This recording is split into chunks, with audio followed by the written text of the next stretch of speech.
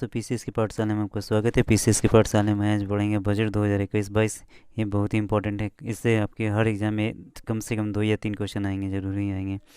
तो इस दृष्टि से ये आपके लिए बहुत ही इंपॉर्टेंट होता है। आप इसे 1-2 बार ज़रूर पढ़ें, ठीक है। अब यहाँ पे आम बजट 2021-20 को किसने प्रस्तुत किया? तो वित्त मंत्री अभी निर्वता प्रेजेंट में वित्त मंत्री कौन है? तो निर्मला सीतारमन है। कौन है? निर्मला सीतारमन है। ये कब इन्होंने किया? तो 1 फरवरी 2021 को संसद में पेश किया। 1 फरवरी 2021 को संसद में पेश किया, ठीक है। बजट 2021-22 का भारत का पहला, अब ये पूछ सकते हैं, ये बहुत ही इंपॉर्टेंट है कि जो बजट 2021-22 का था वो भारत का पहला पेपरलेस एवं डिजिटल बजट था। पहला पेपरलेस एवं डिजिटल बजट था इसे, ठीक है।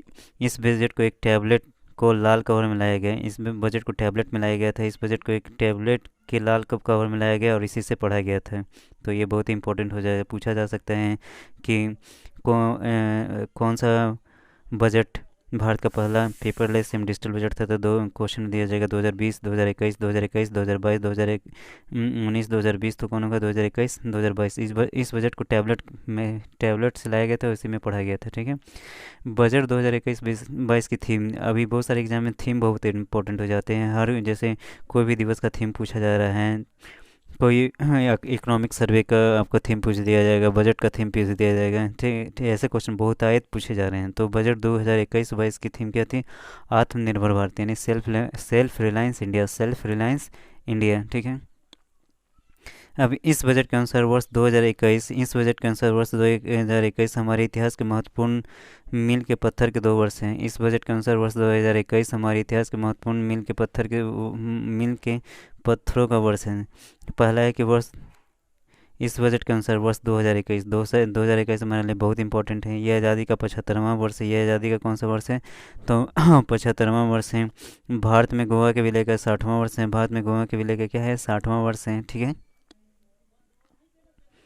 अब 1971 के भारत युद्ध का 50वां वर्ष है। भारत जैसे 1971 में जब इंडिया पाकिस्तान के बीच में युद्ध हुआ, उसका 50वां वर्ष है। स्वतंत्र भारत की 8वीं जनगणना का वर्ष होगा, ठीक है।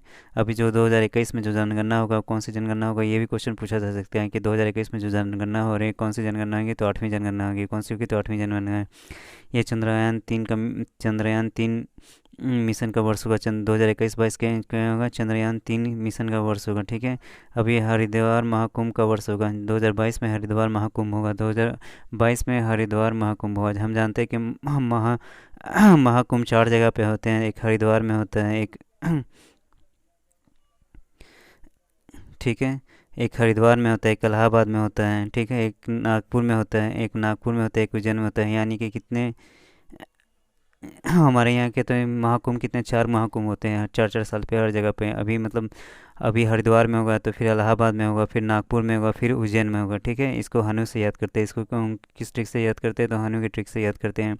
कुल 34.83 लाख करोड़ का बजट है, ठीक है। 34.83 लाख करोड़ का बजट है। 34.83 लाख करोड़ का बजट है। कुल प्राप्तियाँ होगी 34,83,326 करोड़, जिसमें राजस्व प्राप्ति होगी 17,88,424 करोड़। 17,88,424 करोड़। एंड पूंजी प्राप्ति की बात करते हैं 16,94,812 करोड़। 16,94,812, ठीक है। कुल प्राप्ति थी, जिसमें राजस्व से कितना प्राप्त हुआ? 17 लाख के करोड़। और पूंजी प्राप्ति, कैपिटल रिसिप्ट क्या है? रेवेन्यू रिसिप्ट यहाँ इतना है। कैपिटल रिसिप्ट कितना है? 16,94,812 करोड़, ठीक है। अभी इतना तो सरकार को आमदनी हुआ। अब खर्च कितना होगा? तो 34,83,236 करोड़ हमारे पास पैसा है, ठीक है। और खर्च कितना होगा? 34,83,236 करोड़ इसमें कुल खर्च होंगे, ठीक है। अब यहाँ पे राजस्व खर्चा की बात करते हैं। तो इसमें राजस्व खर्च रेवेन्यू एक्सपेंशन होगा, जो 29,29,000 होगा। 29,29,000 होगा। पूंजीगत खर्चा की बात करते हैं, कैपिटल एक्सपेंचर की बात करते हैं, तो कैपिटल एक्सपेंचर कितना होगा? 16,94,812 करोड़, 16,94,812, ठीक है। यानी अगर यहाँ पे देखते हैं कि कुल जितना प्राप्ति हुआ उतना कुल खर्चा होगा, तो घाटा बजट घाटा कितना होगा? शून्य का होगा। बजट घाटा क्या होगा? शून्य का होगा। बजट घाटा क्या होगा? कुल प्राप्तियाँ माइनस कुल खर्च, कुल प्राप्तियाँ माइनस कुल खर्च। तो कुल प्राप्ति कितना है? 34,83,236 करोड़, 34,83,236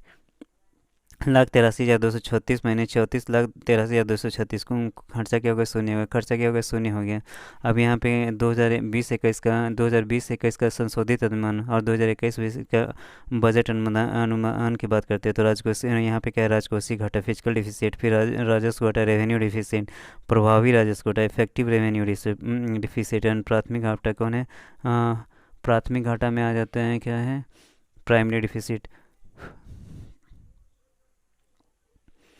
अब यहाँ पे तो संशोधित 2020-21 का संशोधित अनुमान की बात करते हैं, 2020-21 के संशोधित अनुमान की बात करते हैं, तो अब यहाँ पे राजकोषीय घाटा जीडीपी का क्या होगा? 9.5% होगा। राजकोषीय घाटा जीडीपी का 9.5% होगा। 2020-21 का संशोधित अनुमान है। और 2021-22 का बजट अनुमान के साथ जीडीपी का 6.8% होगा। 6.8% लगभग 15,06,812 करोड़ के। अब राजस्व घाटे की बात करते हैं। राजस्व घाटा कितना? जीडीपी का 7.5% होगा। राजस्व घाटा जीडीपी का 7.5% होगा। अब यहाँ 2021-22 का बजट अनुमान क्या है? जीडीपी का 5.1%, जीडीपी के अंदर 5.1%। प्रभावी राजस्व घाटा की बात करते हैं, तो जीडीपी का 6.3%, जीडीपी का 6.3%, कुल कितना है? 12,25,613 करोड़, ठीक है। अब वर्ष 2021-22 का बजट अनुमान के, तो जीडीपी का कितना है? 4.1%, जीडीपी का कितना है? तो 4.1%। प्राथमिक घाटा की बात करते हैं, तो जीडीपी का 5.9%, जीडीपी का 5.9%। और यहाँ पे 2021-22 का बजट अनुमान की बात करते हैं, तो जीडीपी का कितना होगा? 3.1%, जीडीपी का कितना होगा? 3.1%, ठीक है। अब यहाँ है सरकार का वर्ष 2025-26 तक राजकोषीय घाटों को जीडीपी का 4.5 तक लाने का लक्ष्य है, ठीक है।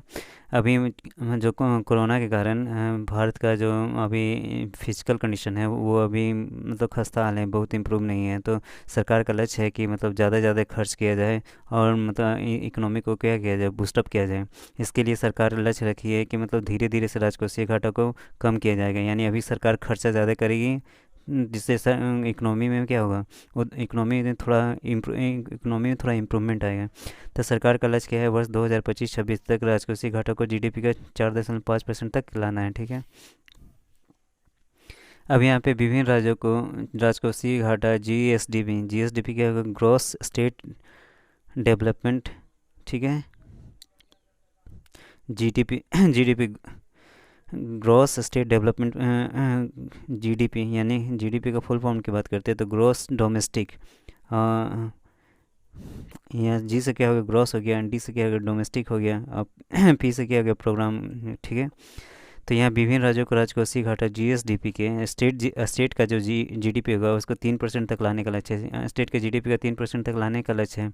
अब यहाँ भारत सरकार ने 2023-24 तक का लक्ष्य रखा है। भारत सरकार ने 2023-24 तक का लक्ष्य रखा है। यही सिफारिश राज्यों के लिए 15वें वित्त आयोग द्वारा जारी की गई है। विभिन्न राज्यों के राजकोषीय घाटा जीएसडीपी के 3% तक लाने का लक्ष्य है। भारत सरकार ने 2023-24 तक रखा है। यही सिफारिश राज्यों के लिए 15वें वित्त आयोग के द्वारा जारी की गई है। अब रुपया कहाँ से आता है, ठीक है।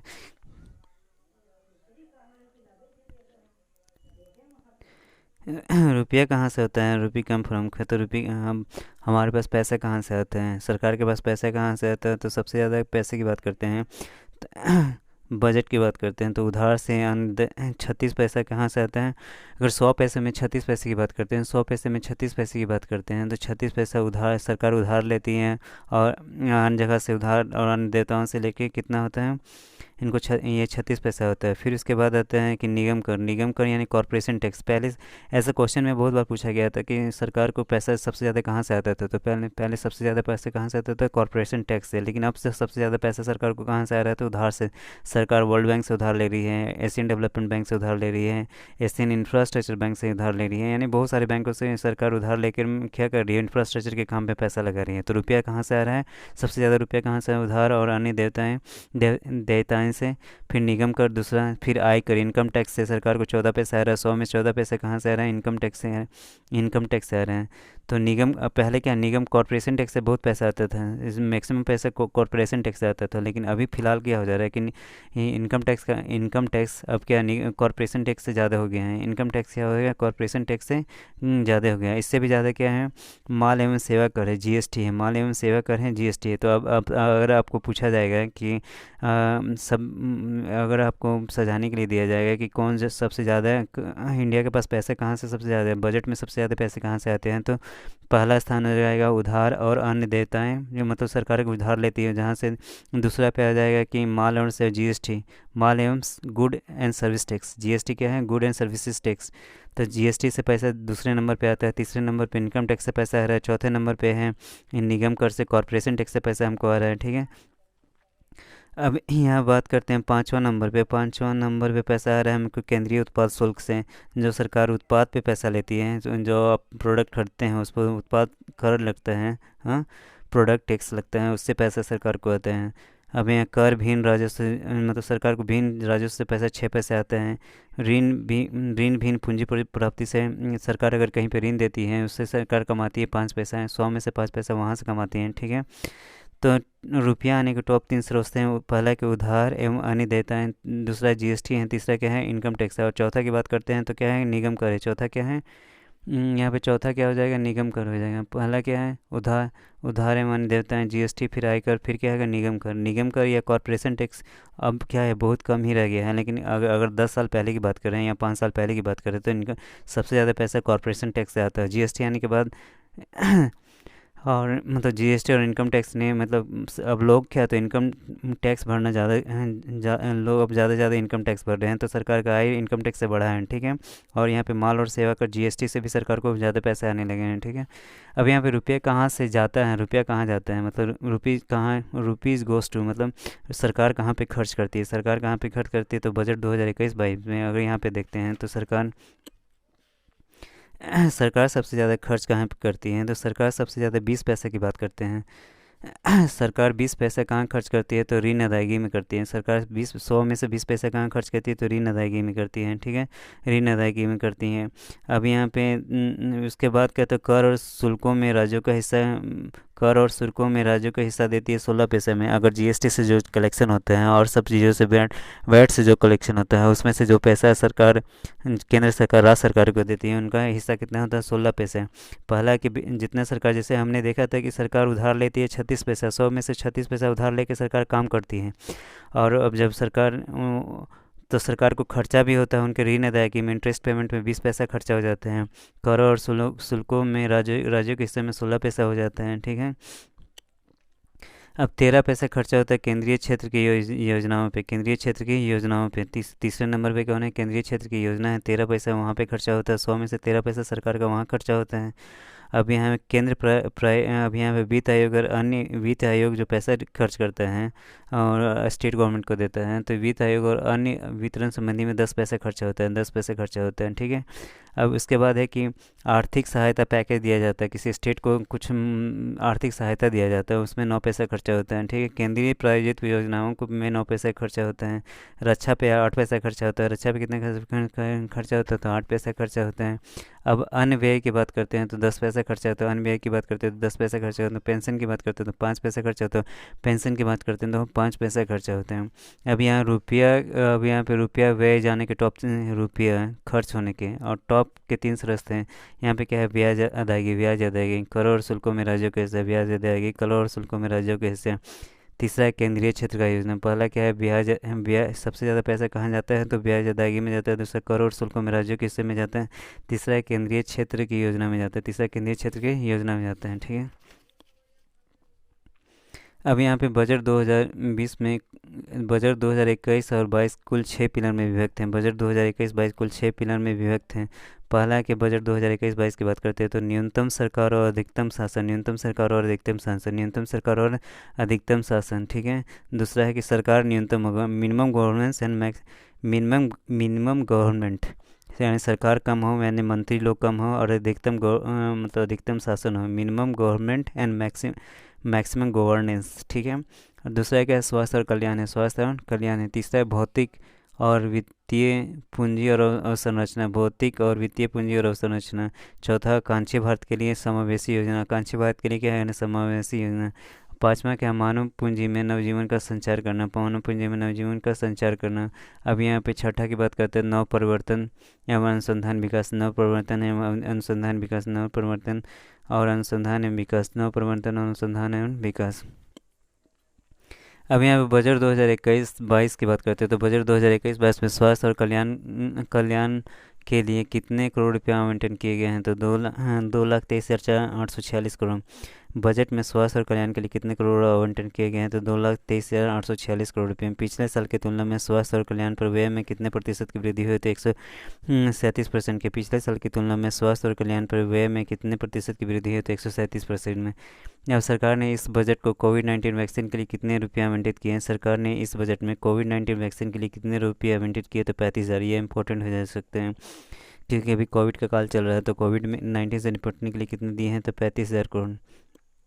ये भी पूछा जा सकता है कि पिछले साल की तुलना में स्वास्थ्य और कल्याण व्यय में कितने प्रतिशत की वृद्धि हुई, तो 137% की, क्योंकि कोविड आने के कारण, कोरोना आने के कारण ही सरकार ने हेल्थ पे बहुत ज़्यादा ही खर्च करना शुरू किया, ठीक है।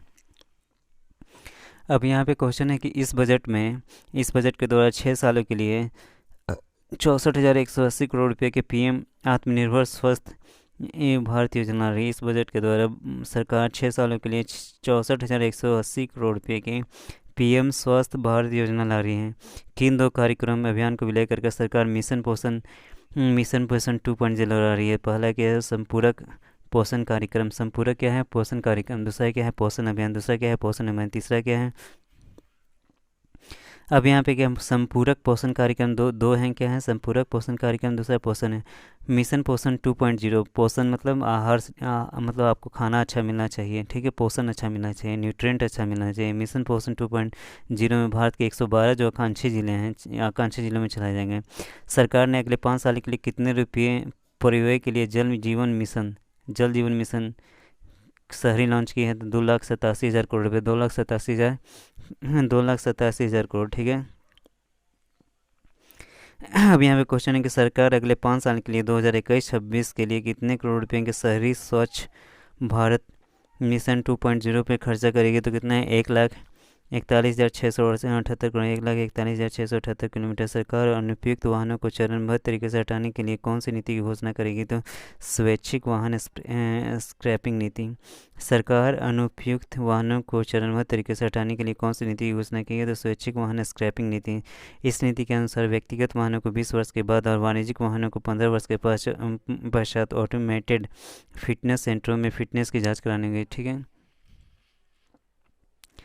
अब यहाँ पे मित्रा की बात करते हैं, तो मित्रा स्कीम बजट 2021 में चर्चा में रहा है। ये किससे संबंधित है, तो मतलब टेक्सटाइल पार्क्स स्थापित करने के लिए मित्रा का जो स्कीम बजट है 2021-22 चर्चा में रहा है। ये किससे संबंधित है, तो टेक्सटाइल पार्क स्थापित करने के लिए, ठीक है।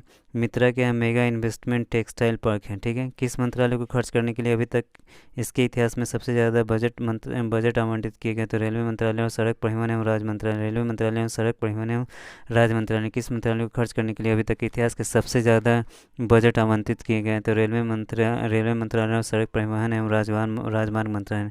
रेलवे के लिए कितना दिया है, तो 11,55 करोड़, 11 लाख कितना दिया गया, तो 55 गए। सड़क परिवहन राजमार्ग मंत्रालय के लिए कितना दिया गया, तो 11,81,001 करोड़, 11,81,001 करोड़। अब यहाँ पे बजट 2021-22 की बात करते हैं, तो बजट 2021-22 के अनुसार देश में प्रतिदिन कितने किलोमीटर लंबी रोड बनाई जा रही है, तो कितने लंबी रोड बनाई है, तो 22 किलोमीटर। बजट 2021-22 के अनुसार देश में प्रतिदिन कितने किलोमीटर लंबी रोड बनाई जा रही है, तो 22 किलोमीटर। ये बहुत ज़्यादा इंपॉर्टेंट है, 22 किलोमीटर, ठीक है।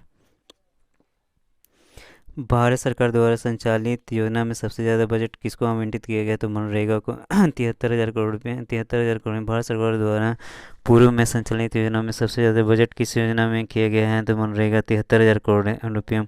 चर्चा में रहा PLI स्कीम योजना कितने सेक्टर के लिए लाया गया, तो 13 सेक्टर के। चर्चा में रहा PLI स्कीम योजना कितने सेक्टर के लिए लाया गया, तो 13 सेक्टर में। इसके तहत विनिर्माण क्षेत्रों में वैश्विक चैंपियन बनने का लक्ष्य है, जिससे भारतीय अर्थव्यवस्था 5 ट्रिलियन ये अमेरिकी डॉलर बन जाएगी, जिससे भारतीय अर्थव्यवस्था 5 ट्रिलियन की इकोनॉमी बन जाएगी।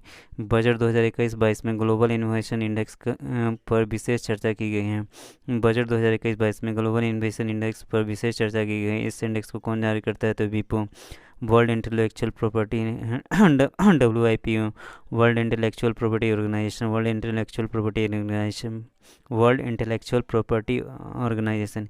इस बजट में revamped post matric scholarship scheme के लिए किसे लाया गया? तो अनुसूचित जाति के कल्याण के लिए लाया गया। इस बजट में revamped post matric scholarship scheme के लिए किसे लाया गया? तो अनुसूचित जाति के कल्याण के लिए। ऑपरेशन ग्रीन के तहत अब कितने उत्पादों को शामिल किया गया है? तो कितने को किया गया? तो 22 को। और पहले कितना था? 3 था, आलू प्याज एवं टमाटर, आलू प्याज एवं टमाटर। ऑपरेशन ग्रीन के तहत अब कितने उत्पादों को शामिल किया गया है? तो 22 को। भारतीय रेलवे ने भारत के लिए एक राष्ट्रीय रेल योजना शुरुआत की है, तो 2030। भारतीय रेलवे ने भारत के लिए एक राष्ट्रीय रेल योजना शुरू की है, तो 2030। ठीक है। अब इसका उद्देश्य क्या है? 2030 तक भविष्य के लिए तैयार रेलवे तंत्र को सृजित करना है। बजट 2021-22 के तहत सरकार मेट्रो रेल के लिए किस नई टेक्नोलॉजी को भारत में लाएगी? तो मेट्रो लाइट और मेट्रो नियो, मेट्रो लाइट और मेट्रो नियो। वर्ष बजट 2021-22 के तहत सरकार मेट्रो रेल के लिए किस नई टेक्नोलॉजी को भारत में लाएगी? तो मेट्रो लाइट और मेट्रो नियो। ठीक है। अब यहाँ पे कह रहे हैं कि बजट 2021-22 के अनुसार सरकार के आगामी लक्ष्य क्या हैं? तो यहाँ ब्रॉड गेज रूट्स को 100% विद्युतीकरण करने का। ब्रॉड गेज जो होते हैं, रेलवे में 3 गेज होते हैं, ठीक है। तो ब्रॉड गेज पे ही मैक्सिमम गाड़ियाँ चलती हैं। ब्रॉड गेज रूट्स के लिए 100% विद्युतीकरण करने का लक्ष्य है 2023 तक। रेलवे के माल भाड़े में रेल मॉडल शेयर को 27% से 45% करने का है। रेलवे के माल भाड़े में रेलवे के मॉडल शेयर को 27 से 45% करने का लक्ष्य है 2030 तक है। राष्ट्रीय रेल योजना को पूरा करने का लक्ष्य है 2030 तक। राष्ट्रीय रेल योजना को पूरा करने का लक्ष्य 2030 तक है। गगनयान मिशन के तहत मानव रहित पहला लॉन्च किया है दिसंबर 2022। गगनयान मिशन के तहत मानव रहित पहला लॉन्च किया है 2022। राजकोषीय घाटा को GDP का 4.5% से लाने का लक्ष्य है 2025-26। राज्यों को राजकोषीय घाटा GSDP का 3% लाने का लक्ष्य है 2023 जो भी, ठीक है। राजकोषीय घाटा को GDP का 4.5% लाने का 2025-26 केंद्र सरकार के द्वारा। अब यहाँ पर राज्यों को राजकोषीय घाटा GDP का 3% लाने का लक्ष्य 2023-24 स्टेट गवर्नमेंट के लिए क्या कब है? 2023-24। देश में नया सीमा शुल्क लाने का लक्ष्य है 1 अक्टूबर 2021 से नया सीमा शुल्क लाया जाएगा, ठीक है। शिप साइकिलिंग यार्ड्स की कैपेसिटी को दुगना करने का लक्ष्य है 2024। शिप साइकिलिंग यार्ड्स की कैपेसिटी को लक्ष्य दुगना करने का लक्ष्य 2024। अब किस केंद्र शासित सरकार ने गैस पाइपलाइन योजना की शुरू की जाएगी? तो जम्मू कश्मीर। किस केंद्र शासित प्रदेश में एक गैस पाइपलाइन योजना की शुरुआत की गई है? तो जम्मू और कश्मीर। बजट 2021-22 के अनुसार उज्ज्वला योजना के तहत 8 करोड़ परिवारों को लाभ पहुँचाया जाएगा। इस योजना के तहत कितने लाभार्थी को शामिल किए जाएंगे? तो 1 करोड़। कितने लाभार्थी को शामिल किए जाएंगे? तो 1 करोड़। पहले कितने थे? 8 करोड़। सरकार ने इस बजट के अनुसार एकल सिक्योरिटीज मार्केट्स कोड तैयार करने की जा रही है। इनमें से किस एक्ट को मिलाया जा रहा है? तो पहला कि SEBI act 1982, SEBI act 1982, depositories act 1996, depositories act 1996, securities contract regulation act 1956, securities contract regulation act 1956, government securities act 2007 को मिलाकर। गवर्नमेंट सिक्योरिटीज एक्ट क्या है? 2007 को मिलाकर, ठीक है। अब यहाँ पे क्या है कि बजट 2021 के अनुसार बीमा क्षेत्र में FDI 49% बढ़ा के कितना किया जाएगा? 74%। ये भी क्वेश्चन पूछा जा सकता है कि बीमा क्षेत्र का बजट 2021-22 के अनुसार बीमा क्षेत्र में FDI 49% से बढ़ा के कितना कर दिया जाएगा? तो 74%। बीमा अधिनियम 1938 में संशोधन। सरकार ने 2021-22 में किस बीमा कंपनी का IPO ला रही? किस बीमा कंपनी की IPO ला रही है? तो LIC की। बहुत इंपॉर्टेंट है। सरकार 2021 में किस बीमा कंपनी की IPO ला रही है? तो LIC का ला रही है। सरकार विनिवेश से वर्ष 2021-22 में कितने रुपये की प्राप्तियों का अनुमान लगाया है? तो 1,75,000 करोड़ रुपये। 1,75,000। सरकार विनिवेश से वर्ष 2021-22 में कितने रुपये की प्राप्तियों का अनुमान लगाया है? तो 1,75,000 करोड़ रुपये। बजट में चर्चा में रहा स्वामित्व योजना। बजट में चर्चा में रहा स्वामित्व योजना क्या है? तो गाँव में इस योजना के अंतर्गत संपत्तियों के मालिकों को उनके अधिकार के दस्तावेज दिए जा रहे हैं। गाँव में इस योजना के अंतर्गत संपत्तियों के मालिक को उनके अधिकार के दस्तावेज दिए जा रहे हैं। अब यहाँ पे बजट 2021-22 की बात करते हैं। तो बजट 2021-22 के तहत कितने आधुनिक मत्स्य बंदरगाहों और फिश लैंडिंग सेंटर बनाने की बात कही गई है? तो 5। बजट 2021-22 के तहत कितने आधुनिक मत्स्य बंदरगाहों और फिश लैंडिंग सेंटर बनाने की बात करेंगे तो पाँच पाँच कौन है, कोची है, चेन्नई है, विशाखापट्टनम में पारादीप है, पेटुआ घाट है। कोची है, चेन्नई है, विशाखापट्टनम में पारादीप है, पेटुआ घाट है। भारत सरकार द्वारा किस संस्था के साथ मिलकर एक माइक्रो इरिगेशन फंड स्थापित की गई है, तो नाबार्ड। भारत सरकार की संस्था के साथ मिलकर एक माइक्रो इरिगेशन फंड स्थापित की जा रही है, तो नाबार्ड। अब ई नाम के तहत बात करते हैं, ई नाम के तहत इस बजट में कितने और कृषि मंडियों को जोड़ा जाएगा। ई नाम के तहत इस बजट में कितने और कृषि मंडियों को जोड़ा जाएगा, तो 1000। ई नाम के तहत इस बजट में कितनी कृषि मंडियों को और जोड़ा जाएगा, तो 1000। बजट 2021-22 के अनुसार एक राष्ट्र एक राशन कार्ड योजना कुल कितने राज्यों और केंद्र शासित प्रदेशों में चल रही है, तो 32। बजट 2021-22 के अनुसार एक राष्ट्र एक राशन कार्ड योजना कुल कितने राज्यों केंद्र शासित प्रदेश में चल रही है, तो 32। इन 32 राज्यों में केंद्र शासित प्रदेशों के कुल लाभार्थियों को 86% कवरेज कर चुके हैं। ठीक है। बजट 2021-22 में चर्चा में रहा राष्ट्रीय भाषा अनुवाद मिशन NTLM क्या है। शासन और नीति से संबंधित ज्ञान को भारत के प्रमुख के रूप में, शासन और नीति से संबंधित ज्ञान को भारत के प्रमुख भाषाओं में इंटरनेट पर उपलब्ध कराया जा सका है। ठीक है। NTLM क्या है, नेशनल राष्ट्रीय भाषा अनुवाद मिशन। ठीक है। NTLM क्या है, शासन एवं नीति से संबंधित ज्ञान को भारत की प्रमुख भाषाओं से इंटरनेट को उपलब्ध किया जाएगा। बजट में चर्चा में रहा विवाद से विश्वास स्कीम क्या है, पुराने टैक्स से जुड़े विवाद को निपटारा करना, टैक्स से जुड़े विवाद का निपटारा करना। इस बजट के अनुसार भारत में लगभग कितने ITR रिटर्न फाइल करने जा रहे हैं, तो 6.5 करोड़ लोग। कितने करने जा रहे हैं, तो 6.5 करोड़ लोग। कितने साल से ऊपर वाले लोगों को ITR रिटर्न भरने की छूट दी गई है, तो 75 वर्ष से अधिक उम्र के जो लोग जाएंगे उनको इनकम टैक्स रिटर्न भरने की छूट दी गई है। ठीक है। इस बजट के अनुसार लॉकडाउन के समय प्रधानमंत्री ने गरीब कल्याण योजना के घोषित की। इसमें मिनी बजट के तहत कितने रुपये आवंटित किया गया, तो 2.76 लाख करोड़ 2.76 लाख करोड़ रुपये। ये भी इम्पोर्टेंट हो सकते हैं कि अब यहाँ पे इस बजट के अनुसार लॉकडाउन के समय प्रधानमंत्री ने गरीब कल्याण योजना घोषित की। इसे मिनी बजट के तहत कितने रुपये का आवंटन किया गया, तो 2.76 लाख करोड़। तो जिसके तहत 80 मिलियन परिवारों को कुकिंग गैस दी गई, 80 लाख परिवारों को कुकिंग गैस दी गई। 400 मिलियन से अधिक गरीबों को नकद राशि मुहैया की गई। नकद राशि 800 मिलियन लोगों को मुफ्त भोजन दी गई है। ठीक है। अब यहाँ पे बात करते हैं इस बजट के अनुसार आत्मनिर्भर भारत पैकेज ANB 3 राज्यों में लॉन्च किया गया। पहला ANB 1.0 है 12 मई 2020 से, दूसरा ANB 2.0 है 12 अक्टूबर 2020 में, 12 अक्टूबर 2000। तीसरा ANB 3.0 है 12 नवंबर 2020 में। ठीक है। इन 3 चरणों के कुल 27.1 लाख करोड़ रुपये भारतीय अर्थव्यवस्था को पटरी लाने में विभिन्न क्षेत्रों में दिए गए हैं। जो GDP का कितना परसेंट है, 13%। इन 3 चरणों के तहत कुल 27.1 लाख करोड़ रुपये भारतीय अर्थव्यवस्था को पटरी लाने पर विभिन्न क्षेत्रों में दिए गए हैं, जो पूरे GDP का कितना है, तो 13% है। अब यहाँ क्या वर्ष 2021 में भारतीय इतिहास की पहली डिजिटल जनगणना के लिए सरकार ने कितने बजट आवंटित किए हैं, तो 37,068 करोड़ रुपये। ये भी इम्पोर्टेंट हो सकता है कि वर्ष 2021 में भारतीय इतिहास की पहली डिजिटल गणना के लिए सरकार ने कितने बजट आवंटित किए थे, 3768 करोड़ रुपये।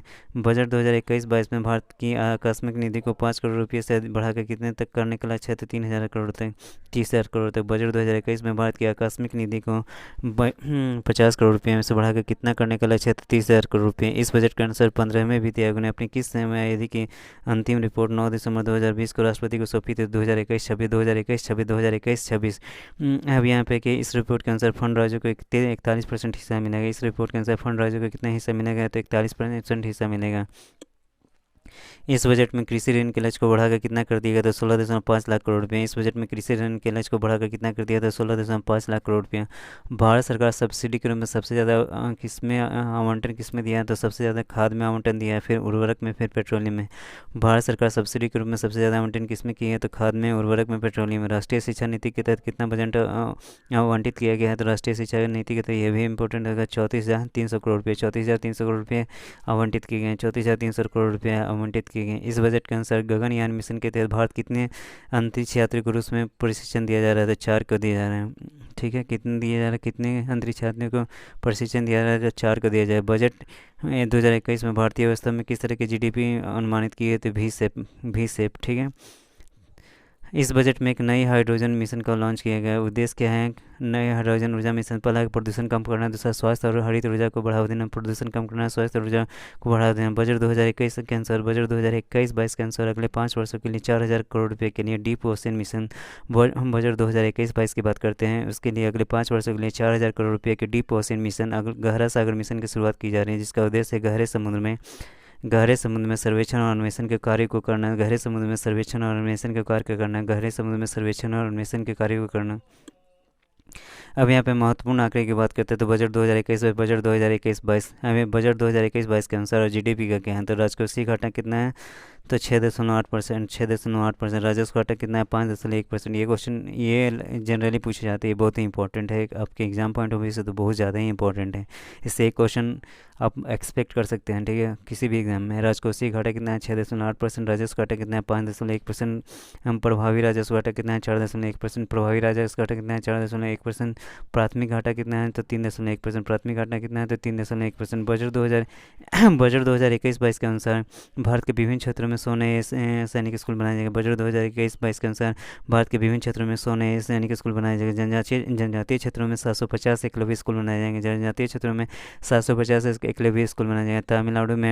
तमिलनाडु में मल्टीपर्पज़ सीबोर्ड पार्क लगाया जाएगा। तमिलनाडु में मल्टीपर्पज़ सीबोर्ड पार्क लगाया जाएगा सीबोर्ड फार्मिंग के उत्पादन में बढ़ावा देने के लिए। लद्दाख के लेह में अब यहाँ पर लद्दाख के लेह में केंद्रीय विद्यालय की स्थापना की जाएगी। लद्दाख के लेह में किया जाएगा केंद्रीय विश्वविद्यालय की स्थापना की जाएगी। हेलो दोस्तों, पीसीएस की पाठशाला में आज पढ़ेंगे आर्थिक सर्वेक्षण 2020-21। ये आपके एग्जाम के लिए बहुत ही इंपॉर्टेंट है, इसे आप ध्यान से पढ़ेंगे, ठीक है। अब यहाँ पे क्या है कि 29 जनवरी 2021 को भारत का आर्थिक सर्वेक्षण 2020-21 संसद में पेश हुआ। 1 जनवरी 2021 को बजट पेश हुआ था। 29 जनवरी 2021 को भारत का आर्थिक सर्वेक्षण 2020-21, तो बजट 2021-22 का था और आर्थिक सर्वेक्षण एक साल पहले का होता है, 2020-21, ठीक है। अब यहाँ पे विषय और थीम की बात करते हैं तो सेविंग लाइफ्स एंड लिवलीहुड। इसका कारण क्या था? जीवन और आजीविका की सुरक्षा। कोरोना आने के कारण, कोविड आने के कारण लोगों का रोज़गार छिन गया था। इसके चलते लोगों को जीवन को भी बचाना था और उनके आजीविका को भी बचाना था। तो हमारे आर्थिक सर्वेक्षण का लक्ष्य थीम क्या था? सेविंग लाइफ्स एंड लिवलीहुड्स, ठीक है। अब यहाँ पे आर्थिक सर्वेक्षण 2020 की अब यहाँ मुख्य आर्थिक सलाहकार कौन थे? कृष्णमूर्ति वी सुब्रमण्यम। तो ये क्वेश्चन आपको पूछा जाएगा, ये बहुत इंपॉर्टेंट है, थीम भी बहुत इंपॉर्टेंट है। तो यहाँ पे आर्थिक सर्वेक्षण 2020-21 के मुख्य आर्थिक सलाहकार कृष्णमूर्ति वी सुब्रमण्यम के मार्गदर्शन में आर्थिक मामलों के विभाग वाणिज्य विभाग द्वारा तैयार किया गया है, ठीक है। आर्थिक सर्वेक्षण हमारे बजट के एक दिन पहले प्रस्तुत किया जाता है। आर्थिक सर्वेक्षण जनरली क्या होता है कि एक दिन पहले प्रस्तुत किया जाता है, लेकिन वर्ष 2021 में से 3 दिन पहले पेश किए गए हैं। हमें मतलब बजट कब पेश किया गया था? 1 फरवरी को, ठीक है। तो 1 फरवरी, 31 जनवरी और 30 जनवरी को छोड़ के कब पेश किया गया है? 29 जनवरी को किया गया है, ठीक है। अब यहाँ पे 1950-51 में भारत का पहला आर्थिक सर्वेक्षण पेश किया। ये भी पूछा जा सकता है कि भारत में पहली बार इकोनॉमिक सर्वे कब पब्लिश किया गया? तो 1951 यानी 1950 और 51 में भारत का पहला आर्थिक सर्वेक्षण पेश किया गया था। 1964 का जो आर्थिक सर्वेक्षण था आम बजट के साथ प्रस्तुत होता था 1964 तक। अब 1964 तक तो बजट और इकोनॉमिक सर्वे एक साथ ही पढ़े जाते थे और प्रस्तुत होते थे, लेकिन 1964 के बाद इसे आम बजट के एक दिन पूर्व पेश किया जाने लगा। लेकिन इस साल 3 दिन पहले पेश किया गया है, 3 दिन पहले किया गया है। इस सर्वेक्षण के अनुसार कोविड से भारत की अर्थव्यवस्था में तीव्र आर्थिक गिरावट के बाद भी सेव रिकवरी दिखाई जा रही है। सेव रिकवरी क्या होता है? जब इकोनॉमी तेज़ी से गिरती है और फिर वो क्या करती है? शेप लेती है, फिर वो तेज़ी से बढ़ती है। तो इस तरह के रिकवरी को, इकोनॉमिक रिकवरी को क्या कहते हैं? V shape recovery. इसे क्या कहते हैं? V shape. ये एक तरह से वी शेप रहता है, वी के आकार का रहता है। मतलब इकोनॉमी में तेज़ी से गिरावट एक साल होती है, दूसरे साल तेज़ी से बढ़ोतरी होती है, ठीक है। भारत की जीडीपी और जीवीए का अनुमान की बात करते हैं तो रियल जीडीपी, वास्तविक जीडीपी की बात करते हैं तो 2019-20 में 4.2% से ग्रोथ किया, लेकिन 2020-21 में कोरोना आने के कारण भारत की इकोनॉमी 7.7% से गिरावट होता है, माइनस में चला जाता है। माइनस में 7.7% है। 2021-22 की बात करते हैं तो ये 11% से बढ़ता है। 2021-22 में ये किससे बढ़ता है? तो 11% से बढ़ता है। अब यहाँ पे बात करते हैं जीवीए की बात करते हैं तो जीवीए कितना है। अब 2019-20 की बात करते हैं 3.9%। जीवीए की बात करते थे 3.9%। अब 2021-2020-21 की बात करते थे कितना है -7.2%, -7.2%। अब यहाँ पे वित्त वर्ष 2021-22 में नॉर्मल जीडीपी, अभी जो नॉर्मल जीडीपी है सांकेतिक जीडीपी कितने बढ़ने का अनुमान लगाया गया है तो 15.4%। अब यहाँ पे वित्त वर्ष, अगर वित्त वर्ष 2021-22 के करते हैं तो नॉर्मल जीडीपी सांकेतिक जीडीपी कितने बढ़ने का अनुमान लगाया गया तो 15.4%। 15 कितना है 4% है। अब यहाँ पे क्या है 31 मई 2021 को जारी एनएसओ के आंकड़े के अनुसार वर्ष 2020-21 में भारत की जीडीपी में कितने की वृद्धि हुई तो -7.30% की। 31 मई 2021 को जारी एनएसओ के आंकड़े के 2020-21 में भारत की जीडीपी में कितने की बढ़ोतरी हुई तो -7.30% की वृद्धि हुई है। माइनस में वृद्धि हुई है, मतलब वृद्धि नहीं ह्रास हुआ है, ठीक है। वृद्धि कितने की वृद्धि हुई है तो माइनस में हुआ है 7.5, यानी इंडियन इकोनॉमिक मतलब इंडियन इकोनॉमी कम हुई है। पहली तिमाही में कब हुआ था -24.4% था माइनस। अब यहाँ तो दूसरी तिमाही की बात करते हैं तो कितना, दूसरी तिमाही -7.4% है। दूसरी तिमाही कितना -7.4% है। तीसरी तिमाही कितना 0.5% है। चौथी तिमाही कितना +1.6% है। अभी तक भारत में कितने बार निगेटिव ग्रोथ रहा है तो 4 बार। ये क्वेश्चन पूछा जा सकता है कि अभी तक भारत में कितने बार निगेटिव ग्रोथ रेट रहा है तो एक 1965-66 में हुआ, तो 1965-66 में जब इंडिया पाकिस्तान के बीच में युद्ध हुआ या इंडिया चाइना के बीच में युद्ध हुआ, इसके कारण यहाँ पे इंडिया की इकोनॉमी क्या होगी, निगेटिव में गई थी। 1971-72 में जब भारत और पाकिस्तान के बीच में युद्ध हुआ उसके कारण हुआ। फिर 1979-80 में हुआ। फिर 2020 और 21 में हुआ। चौथे कितने बार हुआ, 4 बार हुआ है। वर्ष 2020 में भारत का सबसे बड़ा व्यापारिक पार्टनर कौन सा देश था तो चीन है। तो ये क्वेश्चन पूछा गया था, ये क्वेश्चन जनरली पूछा जाएगा और पूछा भी गया था कि सबसे बड़ा व्यापारिक पार्टनर कौन सा देश था तो चीन था, $77.7 बिलियन। दूसरा अमेरिका था, $75.9 बिलियन। तो वर्ष 2020 की बात करते हैं। अगर क्वेश्चन में पूछा जाएगा वर्ष 2020 में 77.7 और 75.9, इन दोनों में ज़्यादा फर्क नहीं है। तो कभी अमेरिका इंडिया का सबसे बड़ा व्यापारिक पार्टनर हो जाता है तो कभी चीन हो जाता है। तो फिलहाल 2020 में चीन है इंडिया का सबसे बड़ा ट्रेडिंग पार्टनर। अब यहाँ पे जून 2020 की बात करते हैं तो जून 2020 में ट्रेड सरप्लस रहने वाला, जून 2020 में भारत में ट्रेड सरप्लस देखा गया है। ट्रेड सरप्लस का मतलब क्या होता है कि हमारा जो निर्यात है, एक्सपोर्ट है, इंपोर्ट से ज़्यादा हो गया है। एक्सपोर्ट जो है इंपोर्ट से ज़्यादा हो गया है। अब कोविड के कारण इंडिया की जो सरकार थी इंपोर्ट को घटाने लगी, इंपोर्ट कम होने लगा और एक्सपोर्ट उतना ही रहा। तो इसके कारण क्या हुआ कि हमारा जो ट्रेड था सरप्लस में चला गया 13 साल के बाद। ट्रेड बैलेंस पॉजिटिव सबसे ज़्यादा किस देश के साथ है हमारा तो अमेरिका और बांग्लादेश के साथ। हमारा ट्रेड बैलेंस पॉजिटिव सबसे ज़्यादा किस देश के साथ है तो पहला अमेरिका के साथ हमारा ट्रेड सरप्लस है, बांग्लादेश के साथ। ये है सबसे ज़्यादा ट्रेड डिफिसिट किसके साथ है तो हमारा सबसे ज़्यादा ट्रेड डिफिसिट किसके साथ है, चाइना के साथ है, चाइना के साथ है, ठीक है। अब यहाँ पे आर्थिक सर्वेक्षण 2020-21 के अनुसार बात करते हैं तो सबसे ज़्यादा आयात भारत किस देश से करता है तो पहले सबसे ज़्यादा आयात मतलब इंपोर्ट कहाँ से आता है, सबसे ज़्यादा सामान इंडिया में कहाँ से आता है तो चीन से आता है। दूसरा अमेरिका से आता है। तीसरा यूएई से आता है। चौथा हांगकांग से आता है। पहला है चीन, दूसरा अमेरिका, तीसरा यूएई, चौथा हांगकांग।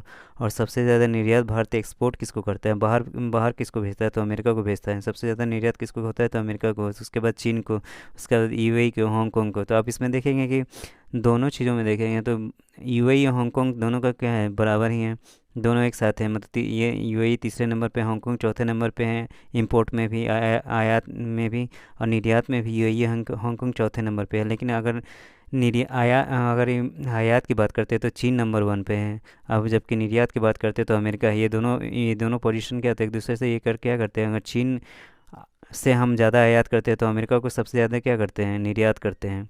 और चीन अगर फर्स्ट नंबर पे है, अमेरिका सेकंड नंबर पे है अगर आयात में, तो अमेरिका क्या हो जाता है, निर्यात में फर्स्ट नंबर पे आ जाता है और चीन क्या हो जाता है, सेकंड नंबर पे हो जाता है। अब यहाँ पे क्वेश्चन है कि आर्थिक सर्वेक्षण के अनुसार अप्रैल से सितंबर 2020 के दौरान भारत में सबसे ज़्यादा एफडीआई किस क्षेत्र से आया है तो सेवा क्षेत्र से आया है। कहाँ हुआ है तो सेवा क्षेत्र में। अप्रैल से सितंबर 2020 के दौरान भारत में सबसे ज़्यादा एफडीआई किस क्षेत्र से आया है तो सेवा क्षेत्र में। अब ये क्या है, कंप्यूटर सॉफ्टवेयर एंड हार्डवेयर में है, कंप्यूटर सॉफ्टवेयर एंड हार्डवेयर में है। अब यहाँ अप्रैल से सितंबर 2020 के दौरान सबसे ज़्यादा एफडीआई भारत में किस देश से आया है तो सिंगापुर से। ये बहुत इंपॉर्टेंट हो जाता है। पहले मालदीव से आता था लेकिन अब कहाँ आ रहा है, सिंगापुर से आ रहे हैं। तो सबसे ज़्यादा एफडीआई कहाँ हो रहा है, सेवा क्षेत्र में उसमें भी कंप्यूटर सॉफ्टवेयर एंड हार्डवेयर में आ रहा है। और सबसे ज़्यादा एफडीआई किस देश से आया है, तो सिंगापुर। दूसरे स्थान पे क्या है, अमेरिका। दूसरे स्थान पे कहाँ है, अमेरिका है। किस राज्य में सबसे ज़्यादा एफडीआई है, तो गुजरात में। नेचुरली कहाँ कहाँ आएगा, तो गुजरात में। ठीक है, ये भी बहुत इंपॉर्टेंट है। भारत में सबसे ज़्यादा आयात की जाने वाली वस्तु है, हम सबसे ज़्यादा आयात किसका करते हैं, तो हमारे यहाँ पेट्रोल की कमी है, तो पेट्रोलियम क्रूड का सबसे ज़्यादा हम आयात करते हैं खाड़ी के देशों से और अमेरिका से। पेट्रोलियम उत्पाद का भी हम आयात करते हैं, मतलब बाहर से मंगाते हैं ज़्यादा। सोना भी हमारे यहाँ कम है, तो सोना भी हम मंगाते हैं ज़्यादा। टेलीकॉम उपकरण भी हम लोग बहुत ज़्यादा कम बनाते हैं, तो बहुत ज़्यादा मंगाते हैं। कोयला भी इंडिया में आयात होता है। ठीक है, क्योंकि हमारे पास कोयला की खदानें बहुत है, लेकिन हमारे पास उच्च कोटि का कोयला यहाँ पे कम है, तो इसलिए उच्च कोटि के कोयले को हम क्या करते हैं, आयात करते हैं।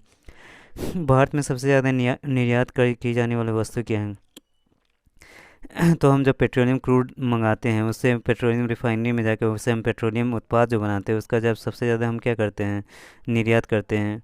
औषधि फॉर्मुलेशन का, जो औषधि बनती है ड्रग्स का, हम बहुत ज़्यादा क्या करते हैं, निर्यात करते हैं। जो दवाइयाँ होती हैं उनका हम जो बहुत ज़्यादा निर्यात खाड़ी के देशों में, जैसे गरीब जो थर्ड कंट्रीज होते हैं, अफ्रीकन कंट्रीज, तो उनमें ज़्यादा सब बहुत ज़्यादा करते हैं।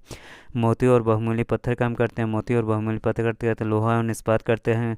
और फिर क्या कहते हैं, इलेक्ट्रिकल मशीनरी एवं उपस्कर का करते हैं, इलेक्ट्रिकल मशीनरी एवं उपस्कर का करते हैं। ठीक है, अब यह पे कह रहे हैं कि दुनिया में सर्वाधिक फॉरेक्स फॉरेन रिजर्व की बात करते हैं, फॉरेक्स रिजर्व नहीं है, फॉरेन रिजर्व की बात करते हैं। फॉरेक्स रिजर्व किस देश के पास है, तो चीन के पास है।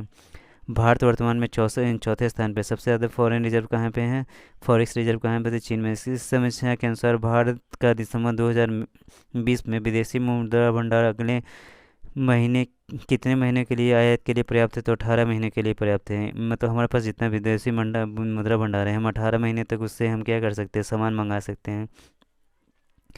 आर्थिक सर्वेक्षण के अनुसार विभिन्न क्षेत्रों में ग्रोथ रेट की बात करते हैं, तो कृषि में पॉजिटिव ग्रोथ रेट हुआ था। बाकी अगर अगर सेकेंडरी सोर्स की बात करते हैं, तो सेकेंडरी में तो उद्योग आता है, उसमें -9.66% का गिरावट हुआ था।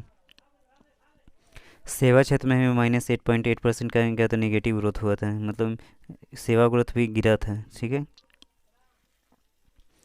अब यहाँ पे आर्थिक सर्वेक्षण के अनुसार पूर्व के जो 29 श्रम कानून थे, पूर्व में जितने 29 श्रम कानून को मिलाकर अब केवल 4 लेबर कोड बनाए गए हैं। जितने 29 श्रम कानून थे, लेबर लॉ थे, उनको 4 लेबर कोड बना दिए गए हैं।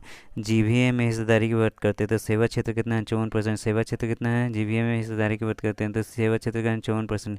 उद्योग क्षेत्र कितना है, 26%। उद्योग का क्षेत्र कितना है, 26%। कृषि की बात करते हैं तो 20%। कृषि की बात करते हैं तो 20%।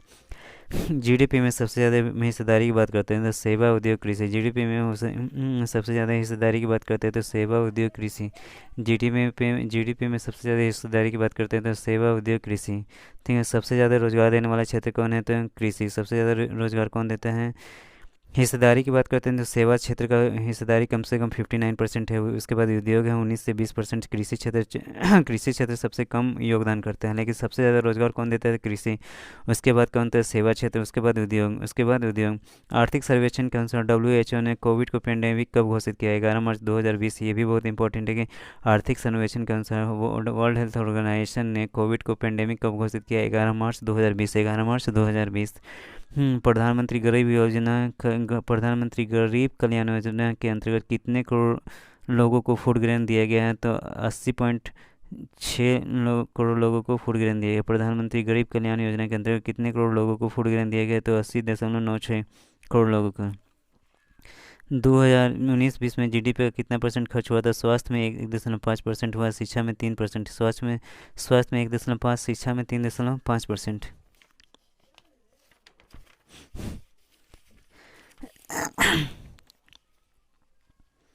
अब यहाँ पे है कि आर्थिक सर्वेक्षण के अनुसार एमएसएमई की नई परिभाषा की है, तो पहले क्या, तो माइक्रो स्मॉल मीडियम इंटरप्राइज।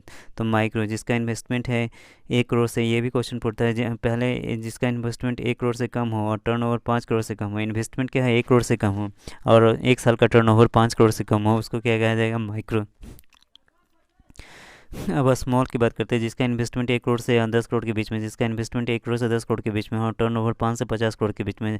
और टर्नओवर की बात करते हैं तो 5 करोड़ से 50 करोड़ के बीच में इसको स्मॉल कहा जाएगा। मीडियम की बात करते हैं, जिसका इन्वेस्टमेंट 10 करोड़ से 20 करोड़ के बीच में है, जिसका इन्वेस्टमेंट 10 करोड़ से 20 करोड़ के बीच में है और टर्नओवर 50 करोड़ से 100 करोड़ के बीच में है। अब यहाँ माइक्रो की बात करते हैं, तो जिसका इन्वेस्टमेंट 1 करोड़ से कम, जिसका इन्वेस्टमेंट 1 करोड़ से कम और टर्नओवर 5 करोड़ से कम हो। इन्वेस्टमेंट 1 करोड़ से कम 5 करोड़ से है। अब इसमें 1 करोड़ से 10 करोड़ और 5 करोड़ से 50 करोड़, यहाँ 10 गुना बढ़ा है। 1 करोड़ है तो 1 करोड़ से 10 करोड़, यहाँ 5 करोड़, 5 करोड़ है तो 50 करोड़, यानी ठीक है। अब मीडियम की बात करते हैं, तो मीडियम में अब यहाँ पे 10 करोड़ से यहाँ पे 10 करोड़, 1 करोड़ से था तो यहाँ पे इसका 10 गुना किया गया, 1 करोड़ से 10 करोड़, ठीक है। अब ये 10 करोड़ से इसमें 20 करोड़ किया गया, ठीक है। तो ये जिसका इन्वेस्टमेंट 10 करोड़ से 20 करोड़ के बीच में है, जिसका इन्वेस्टमेंट 10 करोड़ से 20 करोड़ के बीच में है और टर्न ओवर क्या है 50 करोड़ से 100 करोड़ के बीच में, उसको क्या गया है मीडियम माना गया है, मीडियम माना गया है, ठीक है। ये टर्मोलॉजी बहुत इंपॉर्टेंट है एग्जाम पॉइंट ऑफ व्यू से, ठीक है, इसे याद करिएगा। अब पूरे विश्व के क्षेत्र में सेवा क्षेत्र में निर्यात में भारत की हिस्सेदारी कितना है? 3.5। पूरे विश्व के सेवा क्षेत्र में भारत, पूरे विश्व के सेवा क्षेत्र में जो निर्यात होता है उसमें भारत की हिस्सेदारी कितना है? 3.5%। पूरे विश्व की जनसंख्या भारत का कितना परसेंट है, कितना परसेंट प्रतिशत पूरे विश्व की जनसंख्या का कितना प्रतिशत प्रवासी भारतीय हैं? तो 3.6%, 3.6%। विश्व में सबसे ज़्यादा प्रवासी किस देश के हैं? तो भारत के हैं। विश्व में सबसे ज़्यादा प्रवासी किस देश के हैं? तो भारत में है, ठीक है। भारत में सबसे ज़्यादा प्रवासी किस देश में जाते हैं? भारत में सबसे ज़्यादा प्रवासी किस देश में जाते हैं? तो पहला यूएई है। ये क्वेश्चन 66 में पूछा गया था कि भारत में सबसे ज़्यादा प्रवासी किस देश में जाते हैं? तो यूएई में, फिर यूएसए में है सेकंड में, तीसरा सऊदी अरेबिया में है। सबसे ज़्यादा अभी कहाँ जा रहे हैं? दुबई, मैंने यूनाइटेड अरब अमीरात, दूसरा यूएसए, तीसरा सऊदी अरेबिया। विश्व में सबसे ज़्यादा प्रवासी किस देश में जाते हैं? तो विश्व में सबसे ज़्यादा प्रवासी किस देश में जाते हैं? तो अमेरिका में जाते हैं 18%। लेकिन इंडिया की बात करते हैं, भारत से सबसे ज़्यादा प्रवासी कहाँ जाते हैं? तो यूएई में जाते हैं, दुबई में जाते हैं। कहाँ जाते हैं? तो दुबई में जाते हैं, ठीक है। विदेशी पर्यटक दूसरा स्थान क्या है? विश्व में सबसे ज़्यादा प्रवासी किस देश में जाते हैं? तो अमेरिका है। फिर दूसरा स्थान जर्मनी है, तीसरा स्थान सऊदी अरब है, तीसरा स्थान क्या है? सऊदी अरब में। विदेशी पर्यटक की बात करते हैं, तो विदेशी पर्यटक भारत में सबसे ज़्यादा किस देश के आते हैं? तो पहला बांग्लादेश के, ये भी पूछा गया है कि विदेशी पर्यटक भारत में किस देश के, ये बहुत इंपॉर्टेंट है कि विदेशी पर्यटक भारत में सबसे ज़्यादा किस देश के आते हैं? तो बांग्लादेश के आते हैं। फिर यूएसए के आते हैं, फिर यूके के आते हैं, बांग्लादेश के आते हैं। बांग्लादेश के हिंदू जो होते हैं वो ज़्यादा ही यहाँ पे आते हैं, ठीक है। और फिर इसके बाद है यूएसए, फिर क्या है? यूके है।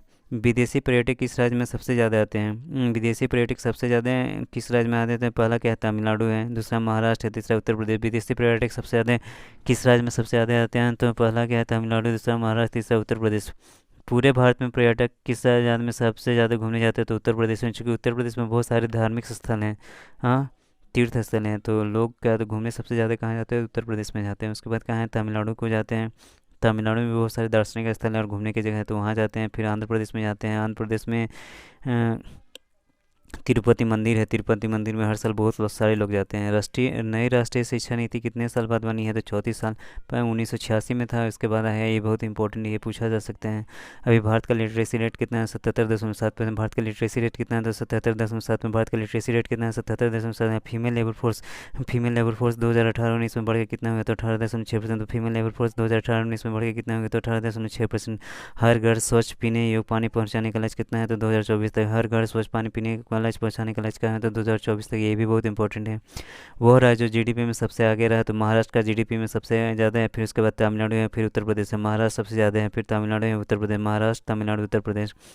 अब आर्थिक सर्वेक्षण के अनुसार प्रति व्यक्ति आय सबसे ज़्यादा कहाँ है? तो गोवा में है, क्योंकि गोवा में टूरिज्म सेक्टर बहुत डेवलप है। इसके कारण गोवा में जो फॉरेन के लोग जो आते हैं, उससे गोवा की मतलब आमदनी, गोवा के लोगों की आमदनी बहुत बढ़ती है। तो इससे गोवा प्रति व्यक्ति सबसे ज़्यादा आय कहाँ है? गोवा एक छोटा राज्य भी है, इसके चलते सब प्रति व्यक्ति सबसे ज़्यादा आय कहाँ होगा? तो गोवा में होगा। इसके बाद सिक्किम में, सिक्किम भी बहुत छोटा स्टेट है। अब दिल्ली क्या है? देश की राजधानी है, तो यहाँ पे बहुत सारे फंड आते हैं, बहुत सारे वो सब चीज़ यहीं पे, मतलब दिल्ली मतलब देश की राजधानी है, तो ये प्रति व्यक्ति सबसे ज़्यादा आय में तीसरा नंबर ये भी है, ठीक है। प्रति व्यक्ति सबसे कम की बात करते हैं तो बिहार में चूँकि इंडस्ट्री कम है, अब यहाँ पे लोग टूरिज्म के लिए कम आते हैं, तो अब यह बिहार का पॉपुलेशन भी बहुत ज़्यादा है, तो प्रति व्यक्ति आय सबसे कम कहाँ होगा? तो बिहार में होगा। फिर उत्तर प्रदेश की जनसंख्या भी बहुत ज़्यादा है, इसके चलते प्रति व्यक्ति आय सबसे कम कहाँ होगा? तो उत्तर प्रदेश में। फिर झारखंड में होगा। फिर क्या होगा? झारखंड का भी पॉपुलेशन बहुत ज़्यादा है। किस राज्य में गरीबी सबसे ज़्यादा है? किस राज्य में सबसे ज़्यादा गरीबी है? तो 39% गरीबी कहाँ है? छत्तीसगढ़ में। चूँकि छत्तीसगढ़ में गरीबी होने का मेन कारण क्या है कि यहाँ ट्राइबल पॉपुलेशन ज़्यादा है। यहाँ पे क्या ट्राइबल पॉपुलेशन यानी कि आदिवासी लोग ज़्यादा हैं, उसके चलते गरीबी 39% गरीबी क्या है? छत्तीसगढ़ में है। फिर बिहार, बिहार का स्थान क्या है? 5वां स्थान है केंद्र शासित प्रदेश को मिलाकर। बिहार का स्थान कितना है? तो केंद्र शासित प्रदेश को मिलाकर 5वां है। और ऐसे कि केवल राज्य में बात करते हैं चौथा स्थान है। ये बहुत इंपॉर्टेंट हो सकता है कि गरीबी दर सबसे कम कहाँ है? छत्तीसगढ़ में। बिहार की बात करते हैं तो केंद्र शासित प्रदेश मिलाकर ये 5वां स्थान पे होता है। राज्य में बात करते हैं तो चौथे स्थान पे है। पूरे भारत में गरीबी दर कितने हैं? 21.9% है, 21.9% है। बाकी जो 88.3% लोग हैं, जब बाकी जो 88.3% लोग हैं वो गरीबी रेखा से क्या तो ऊंचा पे हैं, ठीक है। आर्थिक सर्वेक्षण के अनुसार सितंबर 2020 के अंत में भारत का विदेशी कर्ज कितना है? 556.2 अमेरिकी डॉलर। 556.2 आर्थिक सर्वेक्षण के अनुसार सितंबर 2020 के अंत में भारत का विदेशी कर्ज कितना है? 556.2 अमेरिकी डॉलर। विश्व का सबसे ज़्यादा ऋणग्रस्त और कर्जदार विश्व का सबसे ज़्यादा ऋणग्रस्त और कर्जदार देश कौन है? सबसे ज़्यादा कर्ज किसने लिया है? तो अमेरिका ने लिया है। विश्व का सबसे ज़्यादा ऋणग्रस्त और कर्जदार देश कौन है? तो अमेरिका है। आर्थिक सर्वेक्षण 2020-21 में किस नोबेल पुरस्कार से सम्मानित व्यक्ति की चर्चा की गई है, जिन्होंने कहा था कि अत्यधिक अनिश्चितता की स्थिति में जीवन का कम से कम नुकसान होने की रणनीति बनानी चाहिए, ठीक है। तो ये क्या है? Hansen and sergeant, Hansen and sergeant.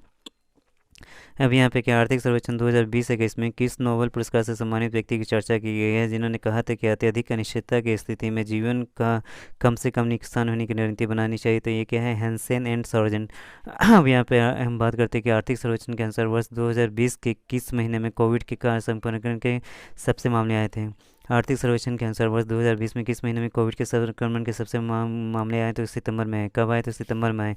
अब यहाँ पे चर्चा में रहा है, यहाँ पे चर्चा में रहा है एनआईपी, चर्चा में रहा एनआईपी नेशनल इंफ्रास्ट्रक्चर पाइपलाइन, चर्चा में रहा एनआईपी नेशनल इंफ्रास्ट्रक्चर पाइपलाइन किस समय काल के लिए लाया गया था? 2020-25।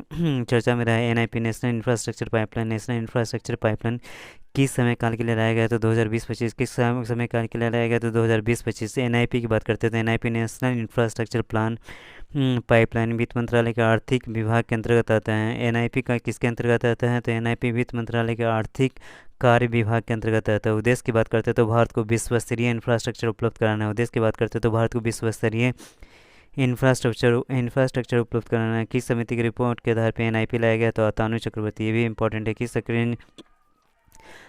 किस समिति की रिपोर्ट के आधार पर एनआईपी लाया गया? तो अतानु चक्रवर्ती। अभी यहाँ प्रोडक्शन लिंक्ड इंसेटिव पीएलआई योजना कितने सेक्टर के लिए लाई गई? तो 10 सेक्टर के लिए लाई गई। प्रोडक्शन लिंक्ड इंसेटिव योजना कितने सेक्टर के लिए लाई गई? तो 10 सेक्टर के लिए लाई गई। इसके लिए कितना फंड दिया गया? तो 1.46 लाख करोड़ के बजट इसके लिए आवंटन किया। 1.46 लाख करोड़ का बजट इसके लिए। उद्देश्य की बात करते हैं भारत को वैश्विक आपूर्ति श्रृंखला का अभिन्न भाग बनाना, भारत को वैश्विक आपूर्ति श्रृंखला का अभिन्न भाग बनाना। अब यहाँ पे वित्त वर्ष 2020 में चालू खाता सरप्लस होने का अनुमान है, जो जीडीपी का कितना परसेंट है? 2% है। वित्त वर्ष 2021 की बात करते हैं तो चालू खाता सरप्लस होने का अनुमान है, जो जीडीपी का कितना परसेंट है? 2% है। जो जीडीपी का कितना परसेंट है? 2% है। 17 वर्षों में पहली बार यह चालू खाता में सरप्लस होगा। तो यहाँ पे वित्त वर्ष 2021 में चालू खाता सरप्लस होने का अनुमान है, जो तो जीडीपी का कितना परसेंट होगा? तो 2% होगा। जीडीपी का कितना परसेंट होगा? तो कितना होगा? 2% होगा। 17 वर्षों में पहली बार चालू खाता क्या होगा? सरप्लस होगा। 17 वर्षों में पहली बार चालू खाता कितना होगा? सरप्लस होगा। इस समीक्षा के अनुसार विदेशी कर्ज जीडीपी का 20.6% बढ़ाकर सितंबर 2020 में कितने प्रतिशत हो गया? 21.6%। 21.6%। अब यहाँ चर्चा में रहा प्रधानमंत्री जन आरोग्य योजना भारत सरकार द्वारा कब शुरू की गई? 2018। चर्चा में रहा प्रधानमंत्री जन आरोग्य योजना भारत सरकार द्वारा कब शुरू की गई? 2018। उद्देश्य की बात करते हैं सबसे कमज़ोर तबके के लोगों को स्वास्थ्य देखभाल उपलब्ध कराना है। सबसे कमज़ोर तबके के लोगों को स्वास्थ्य देखभाल उपलब्ध करना। आर्थिक समीक्षा है। अब यहाँ पे बात करते हैं कि आर्थिक समीक्षा 2020-21 में बीएनआई इंडेक्स की चर्चा की गई। इसके कितने आयाम हैं? स्वच्छता, जल, आवास, सूक्ष्म पर्यावरण और अन्य सुविधाएं। बीएनआई इंडेक्स स्वच्छता, जल, आवास, सूक्ष्म पर्यावरण और अन्य सुविधाएं। बीएनआई में कितने संकेतक है? तो 26 से। बीएनआई में कितने संकेतक है? तो 26 से। BNI bear necessities index. अभी इस सूचकांक में शीर्ष स्थान की बात करते हैं तो कौन है शीर्ष स्थान? कौन है? केरल है, पंजाब है, हरियाणा है, गुजरात है। केरल है, पंजाब है, हरियाणा है, गुजरात। इस सूचकांक में शीर्ष स्थान कौन है? केरल, पंजाब, हरियाणा, गुजरात। इस सूचकांक का उद्देश्य क्या है? ग्रामीण, शहरी और अखिल भारतीय स्तर पर जीवन के लिए एक बुनियादी आवश्यकता उपलब्ध कराना है, ठीक है।